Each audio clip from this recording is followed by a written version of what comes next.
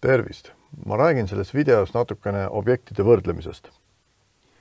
Ja selleks, et asi oleks konkreetsem, siis kasutame ühte lihtsat õpilase või tudengi klassi, kus siis meil sisuliselt on ainult olemas üks nimi. Ja ma kõige joonistan selle siia tahvlile ka, et see on mulle natukene selgem. Meil on selle student. Ja põhimõtteliselt see on üks nimi. Ja mul on küll olemas siin, eks ole, meetod, millega ma saan seda nime küsida, mul on olemas konstruktor, millega ma saan selle nime anda, aga ütleme nii, et oluline osa on see, et meil on tudeng ja tal on üks nimi. Nüüd, kuidas me objekte väärtustame ja kuidas me siis neid hiljem võrdleme, see siis käib nii, et kui me hakkame, kõigepealt kui me loome ühe muutuja, ma teen siia ühe muutuja student, ja ütleme, et ta on siis student 1, no ma nimetan ta S1, et ma oleks natuke lühem kirjutada. Ja ma teen siia, eks ole, new ja student. No siia ma annan mingisuguse nime ka, mis siis pannakse siia sisse. Nüüd, mis juhtub, on siis see, et mul on, eks ole, mälus on kuskil mingisugune objekt student, siin oletame, et John. Ja nüüd see S1 siis viitab mul mälus sellele positsioonile. Ja nüüd, kui ma kirjutan sellise rea, et student on uue muutuja. S2 võrdub S1. Siis mis juhtub, on see, et antud juhul see S2 hakkab viitama ka sellele samale objektile.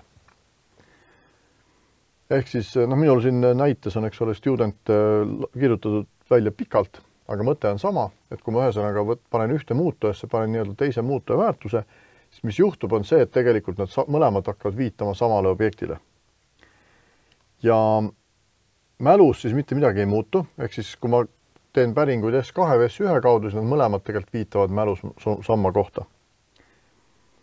Ja jah, et objekti kui sellist ei kopeerita, et kui ma nüüd proovin S1 või S2 muuta, siis tegelikult muutub see objekt mälus mõlema jaoks. Kui me räägime primitiivsetest andmetüüpidest, näiteks nagu int ja double ja nii edasi, siis kui me seal teeme sellise asja, et kui näiteks on, eks ole, int a on 3 ja ma teen nüüd, et int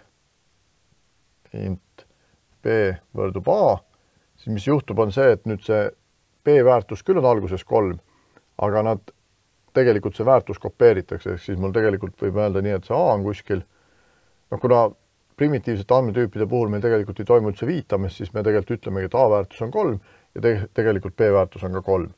Ja kui ma nüüd a väärtust nii-öelda muudan, ma tegelikult otseselt muuta ei saa, ma saan ta nii-öelda üle kirjutada, siis seda b väärtust kuidagi mõjuta.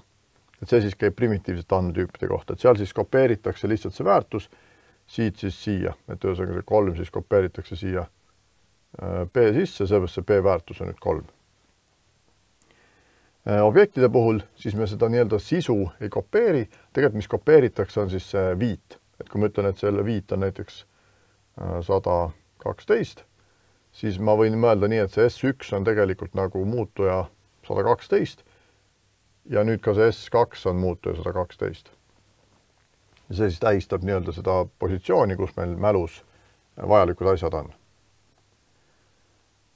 Ja me võime nüüd tinglikult öelda, et siis ka see S1.name ja S2.name, et siis viitavad samale nimele, et ongi see, et kui ma ütleme nii, et nagu ma kirjutan see name välja väärtus on John, see on siis meil student klass või student klassist tulenev objekt, eks ta andmetüüp on student.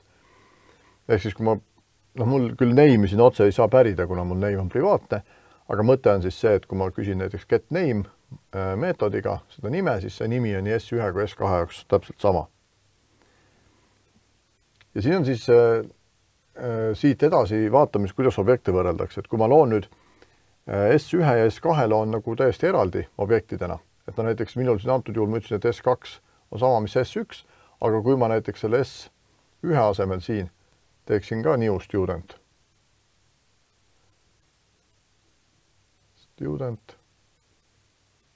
Ja oletame, ma panen see sama nime, oletame, et see on John ja see on ka John. Siis Javas toimub objektide võrdlemine niimoodi, et kui me kasutame kahte võrdub märki, siis tegelikult võrreldakse nende viitasid. Et ütleme, et sellise näite puhul mul see enam ei ole 112, vaid see on pigem näiteks 425. On ju. Ja nüüd, mis siis tehakse, on siis võrreldakse, kas see 112 ja 425 on samad või ütleme siis nii, et kas nad viitavad sama kohta meil mälus. Et noh, siin ma nüüd peaks näitama, et see S2 on, eks ole, teine. Ta võib ka John olla. Aga nad on ikkagi erinevad objektid, nad on mälus erinevas kohas. Me võime mõeldagi inimeste peale, et kui meil on 2 Johni, näiteks koolis õpib 2 Johni, et siis kui ma panen ühele hinde, et siis see ikkagi mõjutab seda ühte objekti, mitte teist. Ja noh, minu näites on nad mõlemad matid. Kuigi neil nimi on sama, siis tegelikult nad on erinevad objektid, ehk siis antud juhul prinnitakse välja, et not the same.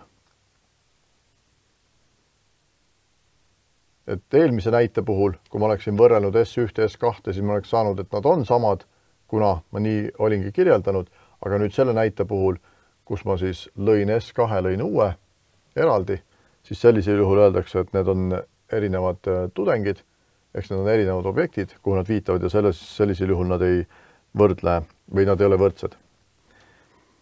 Ja selleks, et siis võrrelda nagu objekti sisu, selleks meil on olemas siis niisugune meetod nagu equals. Ja selle nii-öelda tudengi puhul see equals võiks siis tähendada seda, et me võrdleme näiteks nime ja õpilase koodi ja kui need on samad, siis me saame öelda, et tegemist on sama õpilasega. See nüüd sõltub väga sellest konkreetsest ülesandest või programmist või rakendusest või infosüsteemist, mida te loote, et millisel juhul te tahate, et 2 objekti oleks võrdsed. Ja nüüd, kuna sõne on ka objekt, siis sõnede võrdlemine samamoodi peaks toimuma selle equals meetodiga. Et see on siis välja toodud näide, kui me loome 2 sõne, hello ja hello. Et seda võiks siis mõelda niimoodi, et mul on, eks ole, hello on, ütleme, et S1 on hello, ja S2, noh, nad on mälus siis erinevates kohtades. Mul praegu ongi, et üks koht on mälus siin, teine koht on mälus siin. Ja samamoodi, kui see näiteks viitab 35 mälu aadressile, siis see võib-olla viitab mingi 50 näiteks. Ja nüüd, kui ma kasutan seda võrdub märki, et S1 võrdub S2-ga, siis ma saan, et see on false. Sellepärast, et nad on erinevad objektid ja need ei tööta. Nüüd ettevaatlik peab olema sellega, et mõnikord teatud juhtudel, kui teil isegi teete 2 erinevat sõne, tähendab sisuliselt samad sõned, aga te loote nad nagu eraldi objektidena, siis võib juhtuda, et see annab teile ka õige vastuse, et te saate siit kätte true, aga tegelikult see võib juhtuda lihtsalt erinevatel muudel põhjustel. See on see, kuidas siis Java sõnedega opereerib. Et mina olen siin ekstra kasutanud sellist sõneloomisviisi, et ma teen new string. Tegelikult ei pea ju nii põhjalikult tegema, piisaks nii, kui ma teen S1 võrdub hello. Mida Java sellisel juhul teeb, on see, et ta vaatab, et kui mul juba üks hello on olemas, siis ta võib teha nii, et see, kui see on mälus meil S1, siis ta võib näha, et meil on hello juba olemas mälus, siis ta ütleb, et S2 viitab ka sinna samma kohta. Et siis nii-öelda hoida kokku mälu või mis iganes muid operatsioone. Kuna sõne niikuinii on muutumatu andmetüüp, siis ma ei saa seda hello'd muuta hello2, ehk siis muidu juhtuks see, et ta muutub mõlema jaoks, kui ma hakkan sõne muutma, siis niikuinii ma tekitan uue sõne ja siis vana sõne enam siin ei muudeta. Nii et teatud juhtudel võib juhtuda, et S1 ja S2 on tegelikult võrdsed, kui me kasutame 2 võrdusmärki, aga tegelikult te ei tohiks selle peale lootma jääda ja peaks kasutama siis equals meetodit. Ja siin on siis näidatud, et ongi, et S1 equals S2, võib ka teistpidi kirjutada S2 equals S1, ja siis on eraldi Javas olemas selline asi, et te saate sõltumatult või ütleme tõstutundetut kontrolli teha siis ignore case meetodiga. Ehk siis on olemas equals ignore case ja see siis, kui teil on suured väiksed tähed segamini, see siis loeb nad samaks. Et siin jah, siis mõte on see, et sõne on objekt, ehk siis seega me peaks kasutama equals meetodit, et neid võrrelda. Ja sõne puhul siis kontrollitakse selle sisu. Et kui see võrdub, kontrollib ikkagi seda, et kas need nii-öelda viidad on samma kohta, siis see equals kontrollib nagu tähtede kattuvust. Kas siis sõnade sisu on sama. Ja studenti puhul me siis võiksime oma equals meetodi kirjutada, mis siis näiteks võrdleb nime ja koodi. Et kui meil ikkagi mingil põhjusel tekkinud olukord, kus me oleme lisanud või oleme lisamas uut tudengit, kellel on näiteks sama isikukood, siis ilmselgelt ta võiks aru saada, et see on sama isik, kes meil juba on süsteemis. Aga jah, nime põhjal me seda nagu pigem ei teeks, sest muidu juhtub ka olukord, kui üks John on juba koolis, siis teine John tuleb õppima tulla, siis me ei luba, kuna selline John on juba olemas. Nii, et siis oluline märksõna või olulised asjad siit on see, et selline võrdlus kontrollib meil seda, et kas kaks objekti või kaks muutujat viitavad täpselt samale objektile ja siis punkti equals on siis see, mida me tegelikult peaksime kasutama, et võrrelda nagu kahte objekti. Ja seda siis ka edaspidi, kui te hakkate oma objekte kasutama, siis pigem sisuline kontroll on equalsiga ja kui teil tõesti mingil põhjusel on vaja kontrollida, et kas see objekt on sama, mis teine objekt, et kas nad viitavad sama kohta, siis teate, et saate kasutada seda kahte võrdlusmärgiga võrdlust.